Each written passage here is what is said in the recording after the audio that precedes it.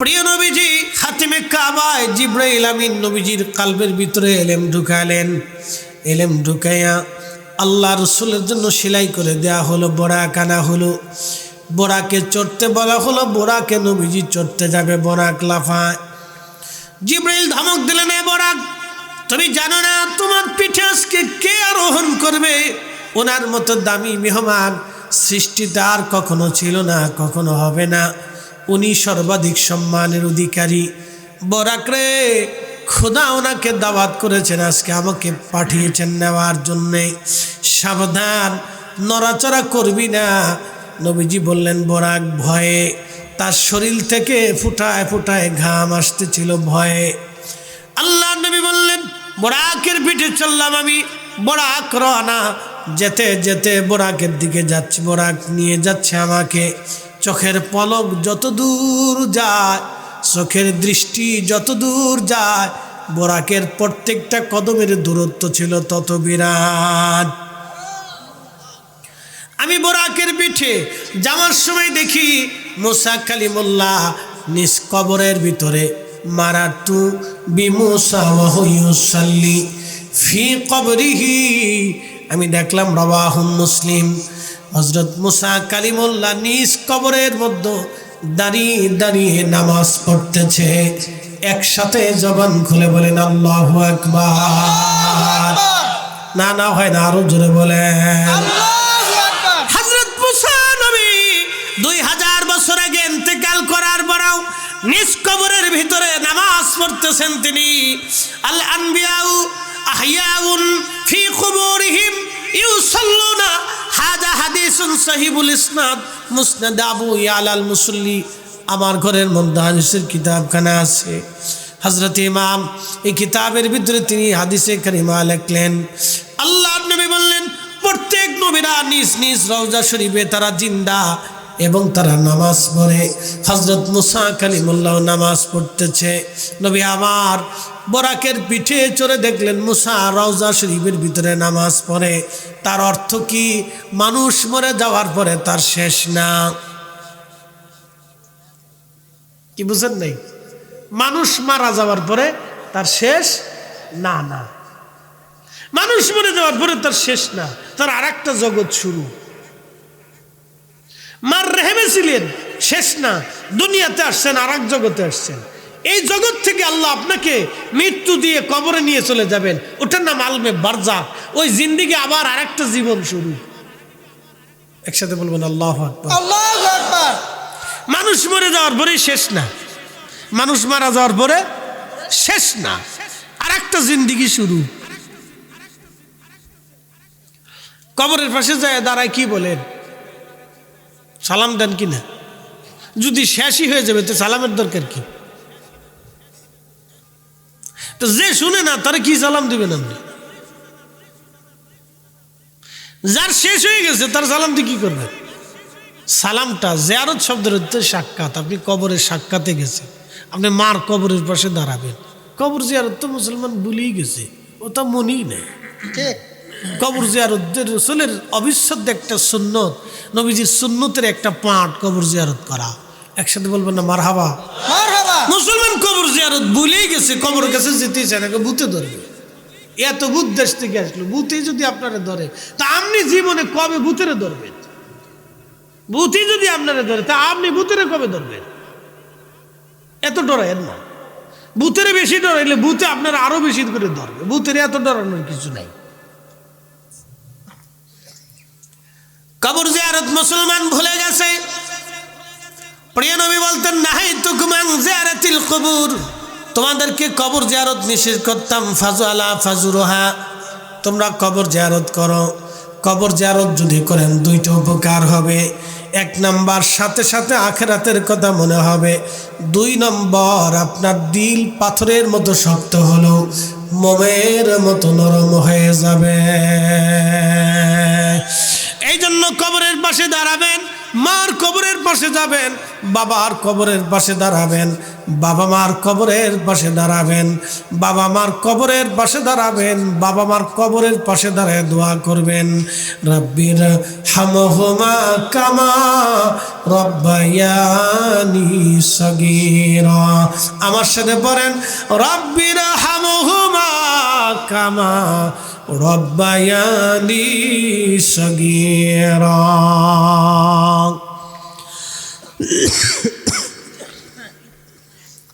আল্লাহর নবী বললেন, মুসা নবী কবরের ভিতরে দাঁড়িয়ে দাঁড়িয়ে নামাজ পড়তেছে। কবর, মৃত্যু মানে মানুষের শেষ না, তার আরেকটু পরিষ্কার করে বুঝাই। সূরা মুলক তাফসীরের ভিতরে বিশুদ্ধ সনদে একটা হাদিস আসছে। হযরত খাদিম রাসূল আনাস রাদিয়াল্লাহু আনহু বলেন, কোন এক সফর থেকে প্রিয় নবীজির সাথে আমরা ফিরে আসতেছিলাম। আল্লাহর নবীর সাথে ফিরে আসতেছি। ফিরে আসার সময় আমরা জানতাম না এখানে কোনো কবর আছে। হযরত ইবনে আব্বাস বলেন, আমি কবর জানতাম না কবর আছে, কিন্তু আমার ছোট্ট তাঁবুটা আমি কবরের উপরে টাঙ্গাইলাম, কবরের উপরেই বিছনা করলাম। আমি কবরের উপরেই এশার নামাজের পরে খাওয়া দাওয়া করে ঘুমিয়ে পড়লাম, শুয়ে পড়লাম। আমি যখন শুইলাম, শোয়ার পরে দেখি কবরের ভিতর থেকে কোরআনের আওয়াজ আসতেছে। না না, একসাথে বলেন আল্লাহু আকবার। কিসের আওয়াজ আসে? জোরে বলেন, কিসের? কোরআনের আওয়াজ আসে। ভালো করে শুনে যান, মানুষের মৃত্যুটাই শেষ না, আর একটা জগৎ শুরু। কোরআনের আওয়াজ আসতেছে। সাহাবী রাসূল বললেন, আমি আশ্চর্য হলাম। সে সূরা মুলক তেলাওয়াত করতেছে, সূরা মুলক তেলাওয়াত করতেছে, হাত্তা খাতামাহা, একবারে শেষ পর্যন্ত সূরাটা তেলাওয়াত করলো। আমি শেষ পর্যন্ত কোরআন তেলাওয়াত শুনতে লাগলাম। ফজরের আজান পড়ে গেল। আজান পড়ে যাওয়ার পরে আমি উঠলাম, নামাজে গেলাম। প্রিয় নবীজি নামাজ পড়াইলেন, নবীজির সাথে নামাজ পড়লাম। নামাজ শেষ হয়ে যাওয়ার পরে রব্বুল আলামিনের রাসূল আমার নবীজির দিকে আমি তাকিয়ে বলেন, ইয়া রাসূলুল্লাহ, আল্লাহর কসম আমি জানতাম না কোনো কবর আছে। নবীজি, আমি কবরের উপরেই বিছনা করলাম, কবরের উপরে আমি শুয়ে পড়লাম। শোয়ার পরে দেখলাম কবরের ভিতর থেকে কোরআনের আওয়াজ আসে। একজন মরহুম কবরের ভিতর থেকে কোরআন শরীফ পড়তেছে, সূরা মুলক। পড়তে পড়তে একবারে শেষ পর্যন্ত সূরা মুলক পড়ল। আমি শেষ পর্যন্ত তার কোরআনের আওয়াজ পাইলাম। একসাথে জোরে বলেন না মারহাবা। লা ইলাহা, জোরে জোরে, লা ইলাহা, ও লা ইলাহা। আসিয়া বলে আল্লাহ আল্লাহ, ফেরাউন দিছে কত জ্বালা। আল্লাহ বলেন ও জিবরাইল, আল্লাহ বলেন ও জিবরাইল, খুলো হে জান্নাতের তালা। লা ইলাহা ইল্লাল্লাহ, জোরে লা ইলাহা ইল্লাল্লাহ, লা ইলাহা লা ইলাহা ইল্লাল্লাহ, মুহাম্মাদুর রাসূলুল্লাহ সাল্লাল্লাহু আলাইহি ওয়াসাল্লাম। আল্লাহর নবী বললেন, হিয়ালমানিয়া হিয়ালমানিয়া তুমজিহি মিন আযাবিল কবর। সাবিরে, হিয়ালমানিয়া হিয়াল মুনজিবা তুমজিহি মিন আযাবিল কবর। সাহাবী, ভুল শুনো নাই তুমি। সাহাবী, এই সূরা হচ্ছে কবরের আযাব প্রতিরোধক। কোনো ব্যক্তি যদি এশার নামাজের পরে প্রত্যেক দিন সূরা মুলক তেলাওয়াত করে ঘুমায়, আল্লাহ পাক তাকে কবরের আযাব থেকে বাঁচায় দেয়। বান্দারে যখন কবরে দেওয়া হয়, সূরা মুলক তার মাথার পাশে যায় দাঁড়ায় থাকে, অপেক্ষা করে। ফেরেশতারা তার মাথার দিক থেকে ঢুকতে যায়, ঠিক তখন সূরা মুলক ডাক ডাকে, হে ফেরেশতারা, কোথায় তোমরা যাও? বলে, এই বান্দাকে শাস্তি দেওয়ার জন্য আমরা যাচ্ছি। সূরা মুলক ডাক ডাকায়, না, সে প্রত্যেক দিন রাত জেগে জেগে আমাকে তেলাওয়াত করত, আমি তোমাদেরকে এই বান্দাকে শাস্তি দিতে দেব না। তখন ফেরেশতারা পায়ের দিক থেকে ঢুকতে যাবে, সূরা মুলক পায়ের কাছে যেয়ে দাঁড়িয়ে থাকে। ফেরেশতারা কোথায় যাও? ফেরেশতারা ডাক দেখে আমরা এই বান্দাকে শাস্তি দেব। সূরা মুলক ডাক দেখায় না, তা হবে না, তা হবে না। এই বান্দা প্রত্যেক দিন রাত্রিবেলা আমাকে তেলাওয়াত করে তারপরে ঘুমাইতো, আমি থাকতে এই বান্দাকে তোমাদেরকে শাস্তি দিতে দেব না। তখন ফেরেশতারা ডাক দেখে রব্বুল আলামিন আপনি কোন জায়গায় আমাকে পাঠাইলেন? সূরা মুলকের কারণে কবরের ভিতরে ঢুকতে পারি না। আল্লাহ ডাক দেবে ফেরেশতারা ব্যাক করে চলে আসো, ফিরে চলে আসো তোমরা। আমি আল্লাহ আমার এই বান্দার জীবনের গুনাহ মাফ করে দিলাম। একবার আওয়াজ তুলে জোরে বলেন আল্লাহু আকবার। আল্লাহু আকবার। নারা আরো জোরে বলেন আল্লাহু আকবার। আল্লাহু আকবার। তাহলে সূরা মুলক পড়ার প্রয়োজন আছে কিনা? নাই? আছে। পড়বেন ইনশাআল্লাহ। আল্লাহ তৌফিক দান করুক, জোরে বলেন আমিন। তাহলে মানুষ কি মরে গেলে শেষ না, আর একটা জীবন শুরু, আরেকটা জীবন শুরু, আর একটা জিন্দেগি শুরু। মরে যাওয়াই শেষ না, ও জিন্দেগিতে ইল্লিন সিজ্জিন, বেহেশত দোজখ দোনোটাই আছে। শাস্তিও হবে আবার আরামও হবে। কবরের জিন্দেগিটাই শেষ না। ওই যে যারা গোরস্থানে পড়ে রয়েছে, তারা প্রত্যেকটা রুহু গোরস্থানের উপরে এসে আজকে তারা বসে রয়েছে। দেখি আমার খুকা মাহফিলে গেছে, আমার জন্য আজকে কিছু পাঠাবে, কিন্তু খুকা লটপটি চটপটি কিনে বাইর চলে গেছে। এই কি কথা কর না, জোরে বলেন। ও দোকানে চাটা খেয়ে বিড়ি বুড়ি টাইনে মান গেছি ভাই কারে বিড়ি বুড়ি টাইনে টুনে চলে গেছে। খোকা কি খোকার কুকারে, ও মা এই খুখার জন্য কতটা বছর পরিশ্রম করছে। আহা, মার শরীর থেকে রক্তের পর রক্ত ভেঙেছে এই খুখার জন্য। আজকে খুখা মানকেছি বিড়ি টেনে তারপরে চলে গেছে, মার জন্য দোয়া করার প্রয়োজন বোধ করে নাই। কি খুখার কুকারে, কি ছেলের ছেলে রে, এরকম ছেলে ফালা তো কুত্তা পালা ভালো। আপনি বেজার হন আর খুশি হন যে আমি আগে খুশি ডাইরেক্ট কিন্তু ট্রেগার টেনে দিচ্ছি একবারে, জায়গা মতো হিট করবে একবারে, কিচ্ছু করার নাই। এই সন্তান থাকলে কি আর না থাকলে কে বলেন তো? যে সন্তান দোয়া করে না, কি কথা কর না কেন? আপনার মরার পরে যে সন্তান আপনার জন্য দোয়া করবে, থাকলে কি না থাকলে কি? কিন্তু এই সন্তানের জন্যই মানুষ দুনিয়ার সাথে যুদ্ধ করে, রক্ত পানি করে, জীবন উপেক্ষা করে, শীত উপেক্ষা করে, গ্রীষ্ম উপেক্ষা করে, হালাল হারাম বাইছে না বাইছে সন্তানের জন্য তারা সম্পদ রুজি করে চলে যায়। আমার হাউজিং মসজিদের ইমাম সাহেব হুজুর বললেন, হুজুর এই করোনার সময়ে আমি মসজিদের এক মুসল্লিকে কবর দিলাম, অনেক ধনাঢ্য ব্যক্তি, শত শত কোটি টাকার মালিক। আহা, আমি তার জানাজা দিলাম, কাফন পরাইলাম, গোসল করাইলাম নিজ হাত দিয়ে, কবর খনন করা হলো, তার কবরে নিয়ে যাব। জানাজা পড়ানোর পরে ছেলেটাকে 10টা বার ফোন দিলাম, বেটাও আপনার আব্বাকে দূর থেকেও একবার দেখে যান, আপনি তো তার ছেলে, আমরা জানাজা পড়াইছি, গোসল দিয়েছি, কাফনের কাপড় পরাইছি, আপনি আসেন, আইসে একটু দোয়া করে যান। ছেলেটা জবাব দিল, হুজুর আপনারা কাজ সেরে বলেন আব্বার করোনা হয়েছে বাবার, ওখানে আমি যেতে পারবো না।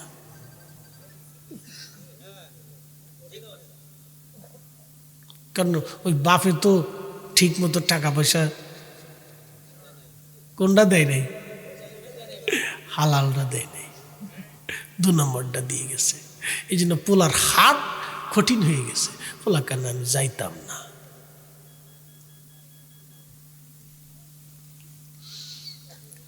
এই জন্য সন্তানের জন্য কোনো হারাম সম্পদ রেখে যাবেন না, বসেন, উঠবেন না, দোয়া করে যাবেন, তাহলে এটা নিমুখ হারামি হবে বাপ মার সাথে। কি কথা ঠিক আছে কিনা? বসে যাবেন, উঠবেন না, বসেন, আপনাদেরকে কষ্ট দেব বাপ। আপনি যদি দেখতেন তাহলে ওই রুহুগুলি কবরের উপরে বসে রয়েছে, যদি দেখতেন তাহলে আপনি হার্ট স্ট্রোক করতেন, এইখানে আপনি চিৎকার করতেন। আপনি যদি দেখতেন রুহু যে আছে এটা তো সত্য নাকি, কি কথা বলেন না? সত্য না নি? তাহলে সত্য না হলে আপনি তো নিজেই মিথ্যা হয়ে যাবেন। কি কথা ঠিক আছে না? তাহলে আমি নিজে মিথ্যা হবো, তো রুহু বসে রয়েছে, আল্লাহ তারে বসায় রাখছে। দেখো তোমার আপনজনরা আজকে কি পাঠায়, তুমি দেখো, দেখো তোমার আপনরা আজকে কি পাঠায়, তুমি দেখো। আজকে চাতক পাখির মতো, এতিমের মতো বসে আছে। দেখি আমার নাতিটা গেছে, ওর জন্য ছোট্টকালে কত কষ্ট করছি আমি, দাদি না খেয়ে ওরে খাওয়াইছি। দেখি আজকে আমার নাতিটা গেছে মাহফিলে, দেখি আমার জন্য কিছু পাঠায় কিনা। তো হ্যাঁ, তো ইমান কিছু বিড়ি বুড়ি টাইনে পান টান খাই চলে গেছে। হাজিরিন ভালো করে শুনে যাবেন, প্রিয় নবী বললেন আমি ওইখান থেকে রওনা দিয়ে বাইতুল আকসাতে গেলাম। বাইতুল আকসা মসজিদ, যে মসজিদ নিয়ে এখনো মুসলমানদের সাথে মারামারি হয়, যুদ্ধ হয়, এই সেই বাইতুল আকসা, যে বাইতুল আকসাতে প্রিয় নবীজি গেলেন নামাজ পড়ার জন্যে। আল্লাহর নবী বললেন, নবীরা মসজিদে আকসার যে পাথরের সাথে গাধা বাঁধত, একটা পাথর ছিল, পাথরে একটা আংটা আছে, আদিমকালে লোহা দিয়ে বানানো, ওটা এখনো আছে। ওই পাথরের সাথে নবীরা গাধার রশি বাঁধত। নবীজি বললেন, সেই পাথরের আংটার সাথে জিবরাইল আমিন আমার বরাকের রশি বেঁধে দিলেন। আমি মসজিদের ভিতরে ঢুকলাম। ঢুকার পরে দেখি মুসা কালিমুল্লাহ এক পাশে দাঁড়ায়া দাঁড়ায় নামাজ পড়ে, ইব্রাহিম খলিলুল্লাহ নামাজ পড়ে, ঈসা রুহুল্লাহ নামাজ পড়তেছে। একসাথে জোরে বলবেন আল্লাহু আকবার। কি আশ্চর্য! ইব্রাহিম নামাজ পড়ে, ঈসা নামাজ পড়ে, মুসা কালিমুল্লাহ নামাজ পড়তেছে। আল্লাহর মেহবুব নবী ডাক দিয়ে বললেন, সাহাবীরা রে, ইতিমধ্যে একামত শুরু হয়ে গেল। একামত শুরু হয়ে যাওয়ার পরে জিবরিল আমিন ডাক দিয়ে বলেন, হুজুর আর কার জন্য অপেক্ষা করবেন? আজকে আপনি ইমাম, আপনার পিছনে সব নবীরাজ নামাজ পড়বে, আপনি ইমামুল মুরসালিন, সব নবী এবং রসুলদের ইমাম আজ আপনি।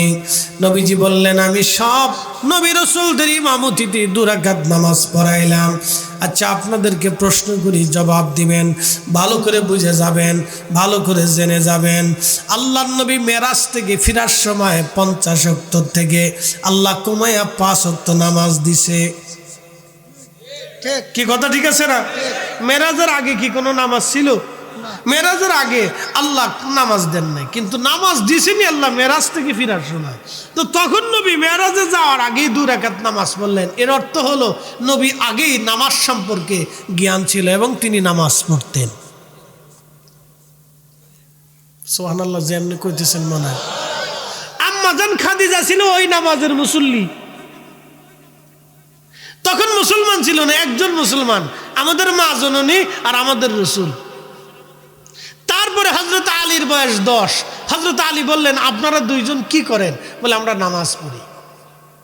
নামাজ কি? বলে, আল্লাহকে, এক আল্লাহকে সেজদা দেন। তখন হযরত আলী বললেন, তাহলে আপনিও আমাকেও আপনাদের সদস্য বানাই নেন। 10 বছর বয়স। এই তোমার বয়স কত? দাঁড়াও, হ্যাঁ তোমার কত বাবা? দাঁড়াও দাঁড়াও, তুমি দাঁড়াও, তুমি বসো বাবু, বসো বসো বসো বাবু, বসো। তোমার কত? 12। তাহলে হযরত আলী রাদিয়াল্লাহু তাআলা আনহু এরকমই ছিল। কি কথা ঠিক আছে কিনা? এই সাইজের ছিল।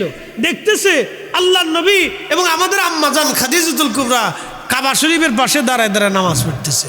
মুসল্লি আমাদের মা জননী আর ইমাম হচ্ছেন আমাদের রসুল। একসাথে কইলেন আল্লাহু আকবার। তো হযরত আলী কই, কি করেন? বলে, আল্লাহকে সেজদা দিচ্ছি, আল্লাহর ইবাদত করি। বলে, আল্লাহ আবার কি? বলে, এক আল্লাহ। তো হযরত আলী ওই বয়সে বলতেছেন, তাহলে আপনি আমারে আপনাদের দলভুক্ত বানাইলেন। তাহলে আল্লাহ রসুল বলেন, তাহলে আসো তুমি আমাদের দলভুক্ত। কালেমা পড়াইলেন। দেখছেন না অতটুকুন বাচ্চা, এই বয়সে হযরত আলী কালেমা পড়লেন, বালে ঘর সাথেই কালেমা পড়ে ফেললেন। এবং কালেমা পড়ার পরেই হযরত আলী হলেন 2 নম্বর মুসল্লি। আম্মাজান খাদিজা থাকতেন এক পাশে, হযরত আলী থাকতেন রাসূল করিমের পাশে। এই মুসল্লি নামাজ পড়া শুরু হয়ে গেল। একসাথে কইলেন আল্লাহু আকবার। তারপরে নবীজি গেলেন মেরাজে। মেরাজ থেকে যাওয়ার সময় সব নবীদের ইমামতিতে নবীজি নামাজ পড়াইলেন আরো 2 রাকাত। একসাথে কইলেন আল্লাহু আকবার। তাহলে মেরাজে যাওয়ার আগেও নামাজ ছিল। কি কথা ঠিক আছে কিনা? মেরাজে যাওয়ার আগে অনেকে দিন ধর্ম বুঝে না, খালি উল্টো পাল্টা ওয়াজ করে। তো যাই হোক, মূল কথার দিকে চলে আসি। এই জন্য অনেক কিছু জানতে হয়, খালি ওয়াজে বগর বগর করে কইলেই খালি শুধু হয়, ওয়াজ হয় না। ওয়াজে অনেক কিছু জানতে হয়, বুঝতে হয়, এটা কিছু বেসিক নলেজ আছে। তো যাই হোক, আমি আপনাদেরকে মূলের দিকে নিয়ে চলে যাচ্ছি। নবীজি নামাজ পড়াইলেন, নামাজ শেষ। সব নবীদের সাথে রাসূল করিম মুসাফা করলেন, মুআনাকা করলেন, কুশল বিনিময় করলেন। আচ্ছা বলেন, আমার এই ভাইজান আমার পাশে বসে রয়েছে, ওনার সাথে মুসাফা করিয়া কেমন আছেন, ভালো আছেন, এই কুশল বিনিময় করতেও অন্তত 30 সেকেন্ড তো লাগে। কি কথা ঠিক আছে কিনা? নবী আছেন 2,24,000। কত লক্ষ? 2,24,000 নবী বাইতুল আকসায় উপস্থিত। আমার রসুল ইমাম। তো 2,24,000 লোকের সাথে মুসাফা মুআনাকা করিয়া কুশলাদি বিনিময় করে কথাবার্তা বলতে একবারে মিনিমাম হলো 1,12,000 মিনিট পার হয়েছে। কি বুঝলেন? শুধু বাইতুল আকসাতেই গেছে 1,12,000 মিনিট। এখন আপনার কাছে খুব আশ্চর্য লাগতেছে, এটা কি করে সম্ভব? বলে এটাই সম্ভব। বলে তাহলে পৃথিবীর কি অবস্থা হয়েছিল? পৃথিবী যে যেখানে দাঁড়াইছিল ওইভাবে দাঁড়াইছিল, যেটা হয়েছিল, বসেছিল, যেটা কাজ করতেছে, যেটা বাথরুম করতেছিল ওই বাথরুমের ওইখানে বসেছিল, লাড়াচাড়া দেয় নেই। বলে কি তামাম সৃষ্টি স্টপ। নবীর মেরাজ হবে, আপনি সেই রসুলের উম্মত, কিন্তু গরু চুরি করে। কি আশ্চর্য! লজ্জা করা উচিত এই উম্মতের, শরম করা উচিত এই উম্মতের। এত শ্রেষ্ঠ নবীর উম্মত যার মেরাজে যাওয়ার সময় সব সৃষ্টিকে আল্লাহ স্টপ করে দিয়েছিল, শুধু রসুলের মেরাজ চলতেছিল। আপনাদের ছোট্ট একটা পরিসংখ্যান দিলাম, মেরাজের টাইম কত পাস হয়েছিল। তখন রসুল মেরাজ থেকে ঘুরে আসার পরে ওজুর পানি গড়ায়। কেমনে গড়ায়? সৃষ্টি স্টপ, বিছানা তখনও গরম, তো কেমনে গরম থাকে? সৃষ্টি স্টপ। আমাদের মাটি আর আরবের মাটি কি একরকম?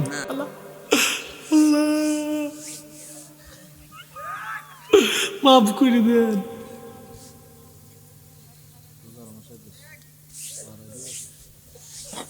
বেডিরা আসে না মরে গেছে? মহিলারা আসেনি?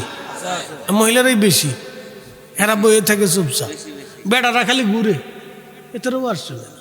হেরা মনে করছে কয়টা টিহা দিয়ে বেশ তো গেছে, কয়টা টাকা দিয়ে যায় মনে করছে ফাইসি বেশ তো আজকে অসুবিধা নেই। হাটি কুমরুলবাসী ভালো করে শুনে যাবেন, প্রিয় নবীজির মেরাজ নিয়ে আজকে দারুণ গুরুত্বপূর্ণ তথ্য আপনাদেরকে দেব। নবীজি বের হয়ে আসলেন, বের হয়ে আসার পরে একটা পাথর দাঁড়ানো ছিল। আসসালাতু আসসালামু আলাইকা ইয়া রাসূলুল্লাহ। পাথর আমার নবীকে সালাম দিতে লাগলো। একসাথে জোরে বলবেন না মারহাবা। বনের যত পশুগণ ভক্তি করতই দুই চরণ, মেঘমালা ছায়া দিত গায় গো নবীজি, কোন সাধনে পাইব তোমায় আমি, কোন সাধনে দেখিব তোমায় গো নবীজি, আপনাকে দেখিবার মনে চায়। আল্লাহুম্মা সাল্লি আলা, জবান খুলে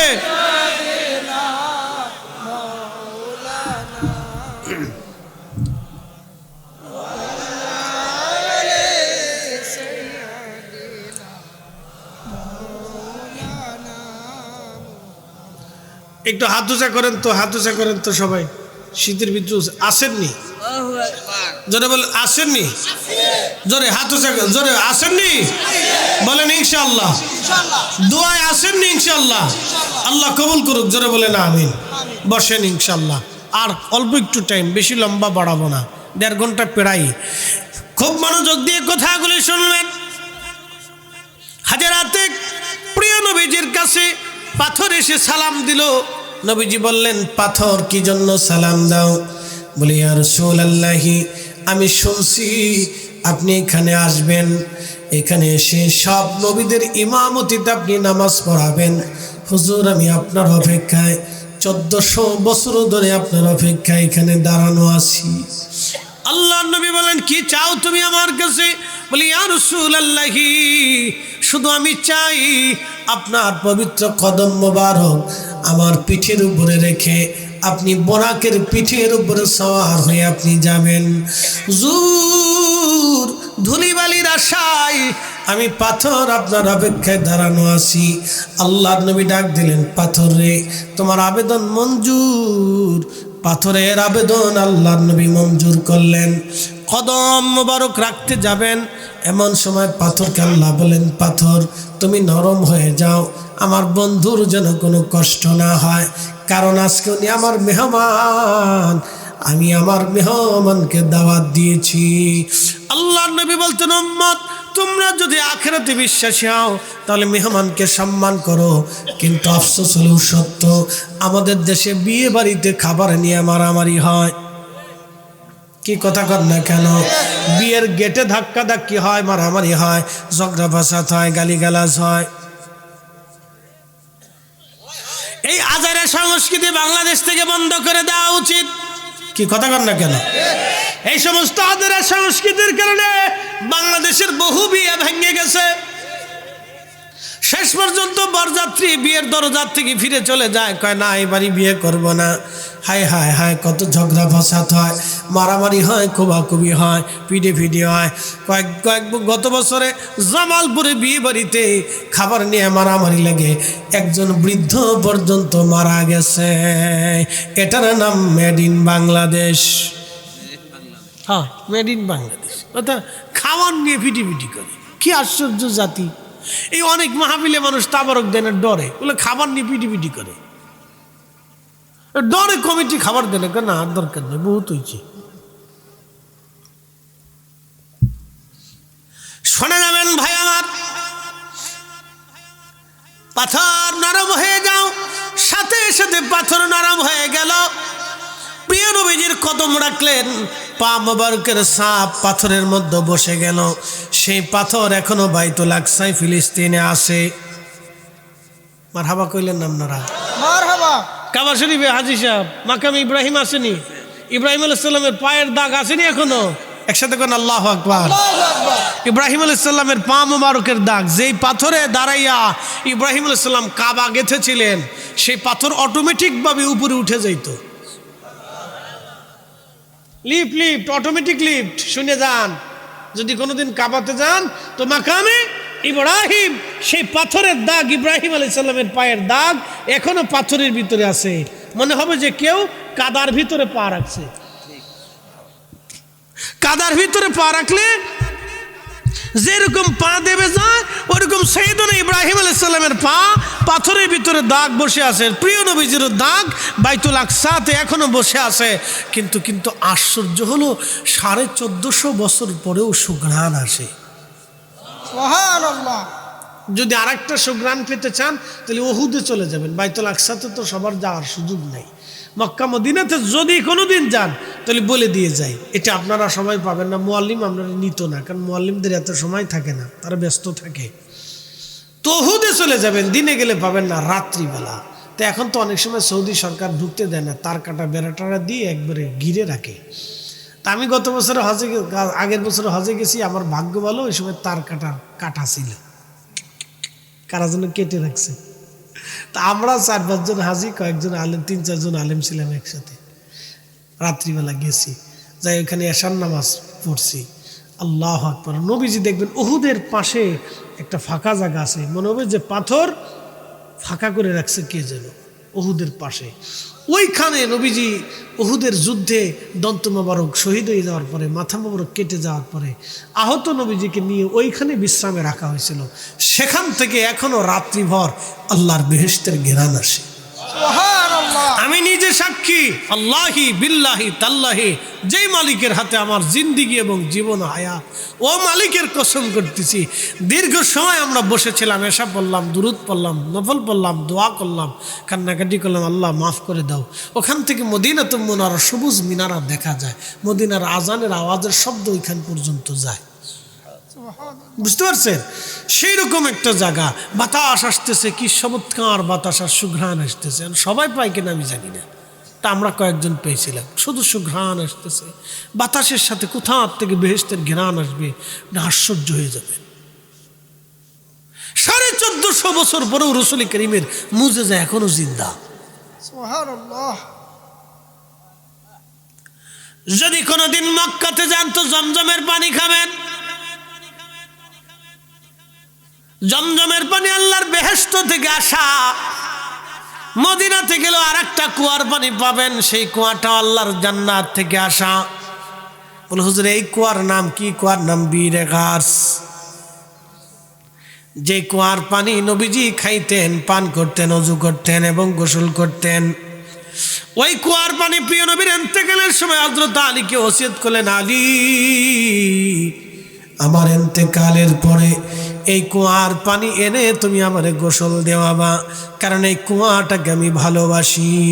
আমি একদিন স্বপ্ন দেখেছি আমি জান্নাতের একটা কুয়ার পাশে বসে আছি, সেই কুয়ারই নাম হলো বীরে গাছ। এটা আল্লাহর জান্নাত থেকে প্রবাহিত হয়ে মদিনাতুল মুনাওয়ারায় আমার রাসূল পর্যন্ত পৌঁছায় দিয়েছিলেন আল্লাহ।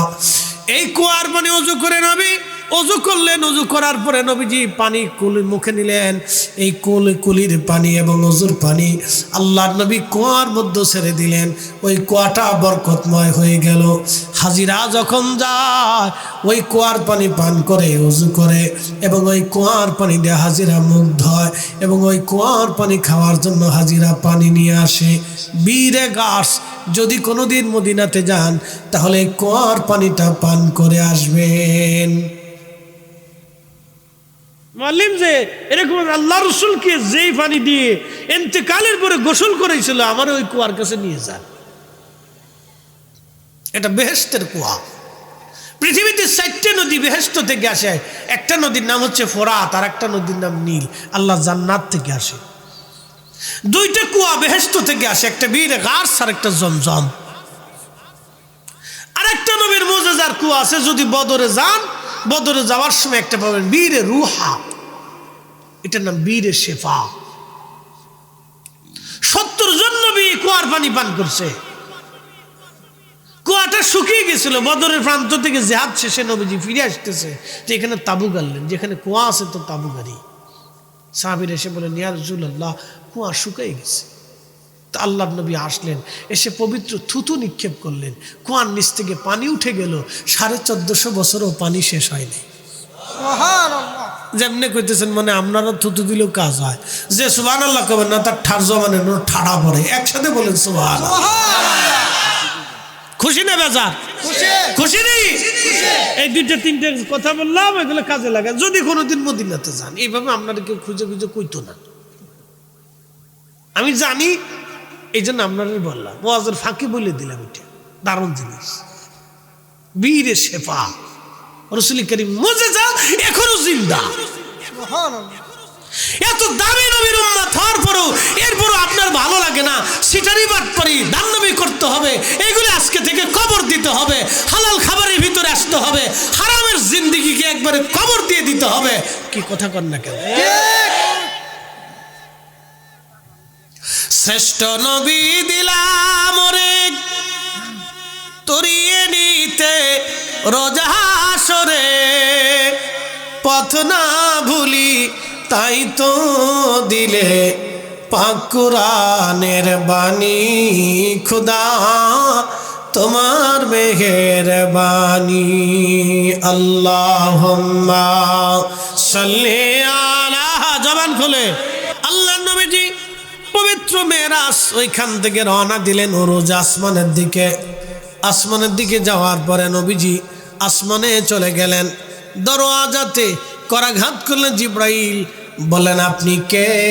বলে আমি জিব্রাইল। আপনার সাথে উনি কে? রাহমাতুল লিল আলামিন। ওনাকে কি দাওয়াত করা হয়েছে? বলে হ্যাঁ করা হয়েছে। দরজা খুলে গেল, সমস্ত ফেরেশতারা দাঁড়িয়ে গেলেন, নবীজিকে আহলান সাহলান দিলেন। ওইখানে হযরত আদম সফিউল্লাহর সাথে নবীজির দেখা হয়ে গেল। একসাথে জোরে বলেন না মারহাবা। এই আমার দিকে তাকান, এটা একটা রহস্য আছে। জিবরিল আমিন দুনিয়াতে আসছে কতবার?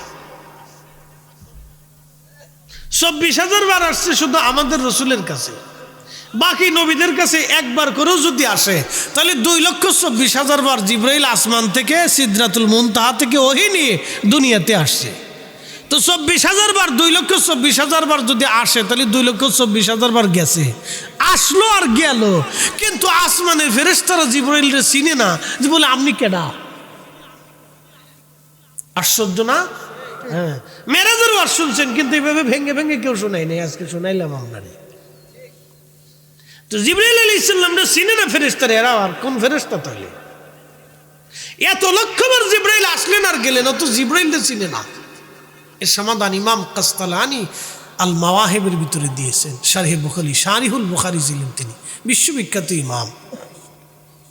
শারিহুল বুখারী হযরত ইমাম আহমদ কাসতালানি রাহিমাহুল্লাহ আল মাওয়াহিবের মধ্যে তিনি লেখেন, এই দরজাটা হলো সেই দরজা, যেই দরজা আল্লাহ একবারের জন্যই তৈরি করেছেন। কোনোদিন কেউ এই দরজা দিয়ে যেতে পারে নাই, কোনোদিন কেউ এই দরজা দিয়ে আর যাবে না, কোনোদিনই কেউ এই দরজাগুলি দিয়ে আর আসবে না। সেটা আসমানের বিশেষ দরজা।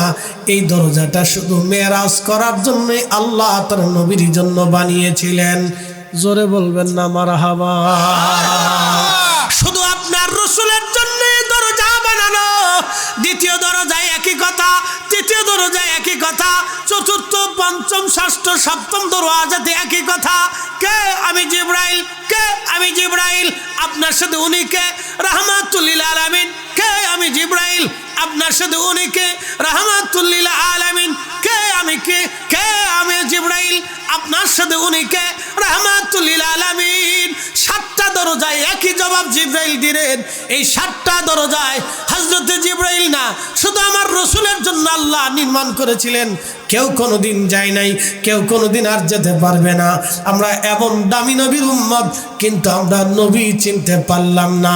আমরা মুসলমান তো দূরের কথা, মানুষই হতে পারলাম না।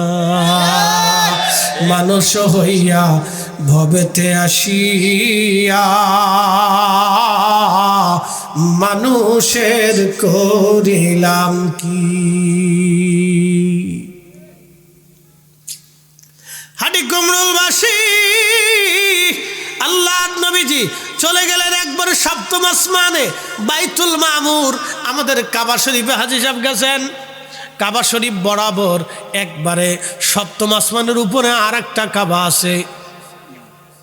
মারহাবা কইলেন না? মারহাবা। সপ্তম আসমানের উপরে আর একটা কি আছে? কাবা আছে। আমাদের একবারে কাবা বরাবর প্রথম আসমানে আর একটা কাবা আছে। এই কাবাকে বলা হয় বাইতুল ইজ্জত। বাইতুল ইজ্জত। আর আমাদের কাবা হলো বাইতুল্লাহ। আর সপ্তম আসমানের যে কাবা, এটার নাম বাইতুল মামুর। ভালো করে বুঝতে যান। বাইতুল ইজ্জত, বাইতুল্লাহ, বাইতুল ইজ্জত, বাইতুল মামুর একবারে সেম সেম, বরাবর বরাবর। বাইতুল্লাহ, বাইতুল ইজ্জত, বাইতুল মামুর একবারে সেম সেম, বরাবর বরাবর। ওই যে কোরআন শরীফ, কোরআনুল কারীম, কোরআনুল কারীম, আল্লাহ বলেন ইন্না আনসালনাহু ফি লাইলাতিল কদর। নিশ্চয় আমি কোরআন লাইলাতুল কদরে নাজিল করেছি। শুনে রাখবেন, এই লাইলাতুল কদরে কোরআন আল্লাহ সর্বপ্রথম বাইতুল ইজ্জতে রেখেছিলেন। বাইতুল ইজ্জত থেকে আমার রব আল্লাহ পর্যায়ক্রমে কোরআন শরীফকে আমার রসুলের কাছে আল্লাহ 24,000 বার জিব্রাইলের আগমনে, 22,000 বার জিব্রাইলের আগমনে, 114টা সূরার বিন্যাসে 6,666টা আয়াতের মাধ্যম দিয়ে আল্লাহ তার নবীর কলবের মধ্যে কোরআন ঢুকিয়েছেন। শুধু জিব্রাইল না, স্বপ্নের মাধ্যমে এসেছে। শুধু স্বপ্নে না, সরাসরি আল্লাহ কালবে ঢেলে দিয়েছেন। এই কোরআন শরীফ শুধু জিব্রাইল দিয়ে আসে না, কিন্তু আবার এটা ভুল বুঝেন না। তাফসীর আসছে, কোরআন 7 পদ্ধতিতে আসছে। এটা তো জানেন না, আজকে শুনে যান। সারা জীবন জানছেন যে খালি জিব্রাইলে নিয়ে আসছেন না, জিব্রাইল সবসময় আনে নাই। আমরা, আপনারা আজান দেন কিনা? এই কতক্ষণ আজান দেননি? এই ফুলাপান তোরা যাইস কে রে? পেশাবে ধরছি, তুই যা।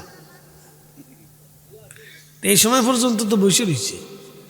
ওরা তো বুঝে না, এর লেগে বই রয়েছে। যারা বুঝছে তারা আর বসে না, ওরা চলে গেছে। ওরা চটপটি খেয়ে ভাগছে। আমরা বুঝি, এর লেগে আসেনি, বুঝছেন না? ওই সেই মানে ছাগল আলার মতো আর কি।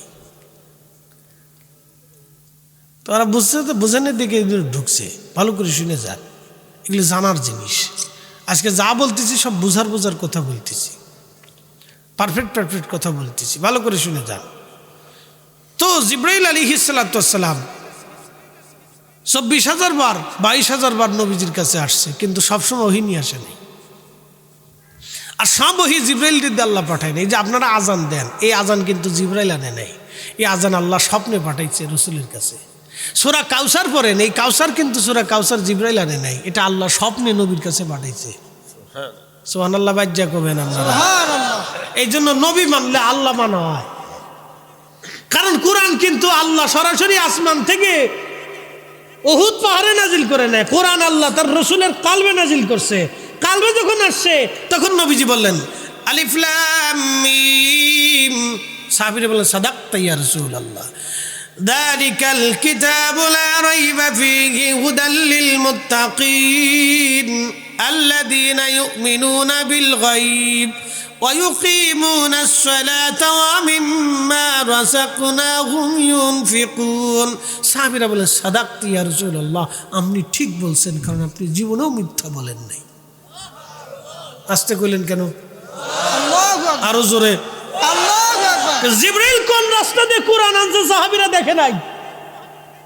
নবীজির কালবের ভিতরে জিবরাইল দিয়া, স্বপ্ন দিয়া, সরাসরি দিয়ে আল্লাহ ঢুকেই দিলেন। আর রাসূল বললেন ইন্না আতাইনাকাল কাউসার ফাসাল্লি লিরাব্বিকা ওয়ানহার। সাহাবীরা বলেন সাদাকতা ইয়া রাসূলুল্লাহ, আপনি ঠিক বলছেন। এই যে নবী মানলে আল্লাহ মানা হয়, নবীর ভুল ধরলে আল্লাহর ভুল ধরা হয়, রাসূলকে ছোট করলে আল্লাহকে ছোট করা হয়, নবীকে তাজিম করলে আল্লাহকে তাজিম করা হয়। একসাথে কইলেন আল্লাহু আকবার। আল্লাহু আকবার। হিসাব বরাবর, হিসাব বরাবর। অনেকে হিসাবটা বুঝে না। কোরআন আসছে রসুল দিয়ে, সাহাবীরা আল্লাহ চিনছে নবী দিয়ে, সাহাবীরা কোরআন বুঝছে নবী দিয়ে, সাহাবীরা দিন বুঝছে নবী দিয়ে, আমরাও দিন বুঝি নবী দিয়ে। আমরার মুখে কি? কারে দিয়া? কথা কর না কে? নবী দিয়া, জোরে বলেন। নবী দিয়া। ডান হাত দিয়ে খান, কারে দিয়ে? অজু করতেছেন, কারে দিয়ে? নবী দিয়ে। এই যে মানবতা দেখান, এই যে ধর্ম শিখছেন, দিন শিখছেন, বিধান শিখছেন, কোরআনের আইন শিখছেন, কাকে দিয়ে?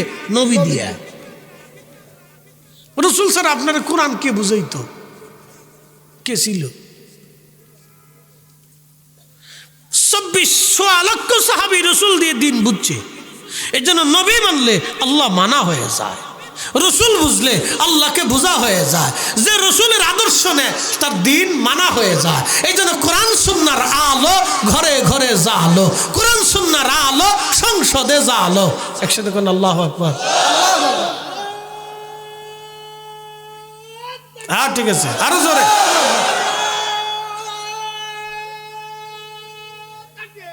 আল্লাহু আকবার। বিশ্বনবী মুস্তাফা, বিশ্বনবী মুস্তাফা, হুশিয়ার সাবধান, জিন্দাবাদ। ঘরে ঘরে জালো, আল কোরআনের আলো। আল্লাহু আকবার। আর ঠিক আছে, ঠিক আছে, মাশাআল্লাহ, মারহাবা, মারহাবা। মার অসুবিধা নেই। এখন নারাই রিসালাতি আর রাসূলুল্লাহ বললে কেউ বেজার হয় না, কিন্তু এটাও সুন্দর একটা স্লোগান, কারণ আমরা সবাই রসুলের উম্মত। কথা ঠিক আছে কিনা? এখন স্লোগান নিয়ে ঝগড়া করার টাইম নাই, মিলাদ নিয়েও ঝগড়া করার সময় না, দুরুদ নিয়েও ঝগড়া করার সময় না, কিয়াম নিয়েও ঝগড়া করার সময় না। এখন আমাদের ওই ওই ওই মুনাজাত নিয়ে ঝগড়া করার টাইম না। ওই 8 টাকার তারাবি বানাবেন, 20 টাকার তারাবি বানাবেন। 8 টাকার তারাবি আপনার বানাইতে কইছি কেডায়? এগুলি বানাইতে কইছে কেডা? আপনারা তো 8 টাকার তারাবির জন্য আল্লাহ দুনিয়াত পাঠাইছে না, আপনারা আল্লাহ পাঠাইছিল এই দেশের হারাম বন্ধ করার জন্য। এই কথা কর না, যারা বলে আল্লাহ আপনাকে পাঠিয়েছিল এই উম্মতের ভিতরে ইনসাফ প্রতিষ্ঠিত করার জন্য। ঠিক। আপনি তা পারেন নাই, আপনি আইসে এই উম্মতের ভিতরে ফ্যাসাদ বাঁধাই দিয়েছে। ঠিক ঠিক। কি কথা খারাপ কইছি ভাই? ঠিক। আল্লাহ আপনাকে পাঠাইছিল দুনিয়াতে ইনসাফ প্রতিষ্ঠিত করার জন্য, আপনি তা পারেন নাই। আপনি একজন দোয়া বন্ধ করে দাও, তো দোয়া বন্ধ করলে কি হবে? বেহায়া পড়া বন্ধ হবে? তো তা তো হলো না। তাহলে দোয়া বন্ধ করে আপনি কি করছেন? কিচ্ছু হলো না, তো উম্মত ধ্বংস হলো। আর এদেশে মাহে রমজান আসলে ঘরে ঘরে আজ থেকে 20 বছর আগে মহিলারা, মায়েরা, বোনেরা, শাশিরা, খালারা কোরআন তেলাওয়াতের প্রতিযোগিতা করত। বেডিরা কে কোরআন কয়টা শরীফ খতম তুলতে পারে? হ্যাঁ কে কয়টা খতম তুলতে পারে এখন কোরআন বেডিরা চিনি না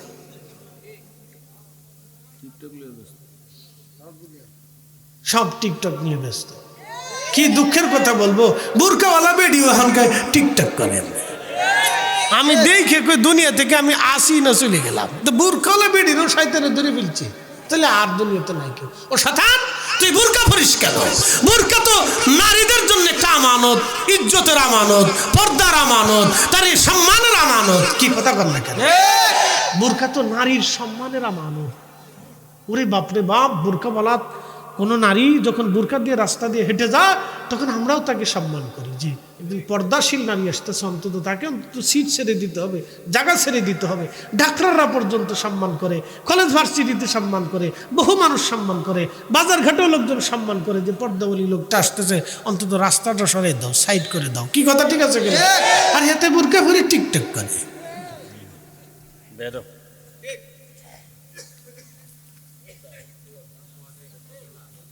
মডেল কালে আমি মালয়েশিয়াতে গেছি দেখি বেডি জিন্সের প্যান্ট পরা শার্ট গায়ে দেওয়া মাথায় হেজাব বাঁধছে কারণ কি এটা আবার কি হেজাব বাঁধছে হ্যাঁ তো নেকি বেশি গুলশান বনানীতেও আছে কলেজ ভার্সিটিতেও আছে হেজাব বাঁধছে এখন আমি এই হেজাবের একটা উত্তর আপনারা দিয়ে দিই হুজুরে ওয়াজ করছে বাবারা এই পাগড়ি মাথায় দিয়ে নামাজ পড়লে 70 গুণ সওয়াব হয় এই হাদিস শোনার পরে মুসল্লি চিন্তা করে এই সওয়াব আজকাল সারা যাবে না হাতে মসজিদে ডুইকে লুঙ্গিটারে টাইম দিয়ে খুলে মাথায় পাগড়ি বেঁধে লাইছে তো মসজিদে ডুইকে লুঙ্গি খুলে মাথায় পাগড়ি বানলে যত নাকি প্যানের শার্ট গায়ে দিয়ে মাথায় হেজাব বানলে একই নাকি নেকির ভিতরে কোনো তফাৎ নাই আমি মালয়েশিয়া যাই দেখি আরো চিন্তা করি এদিকে পাগল নাকি বেডিরা না দেখি বেডি পাগল না বেডি করে পাগল বানাইছে ওই সিস্টেম বাংলাদেশেও আসতে চাইছে আর কি ওটা বাংলাদেশে ঢুকতে চাইছে না ঢুকছে কদ্দুর কদ্দুর ঢুকছে একবারে যে ঢুকে নেই তা কিন্তু না কদ্দুর কদ্দুর ঢুকছে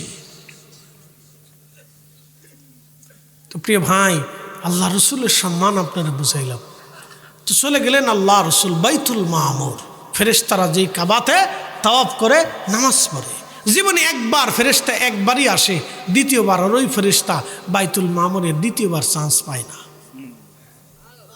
যেমনি সুবহানাল্লাহ কন মনে হয় যে আজকে রাত্রেও খান নাই দুপুরেও খান নাই মাগরিবেও খান নাই বাসাতে ঝগড়া ভাসাদ লাগছে মনে হচ্ছে বাইতুল মামুরে দরজার সাথে হেলান দিয়ে বসে আছি ইব্রাহিম খলিলুল্লাহ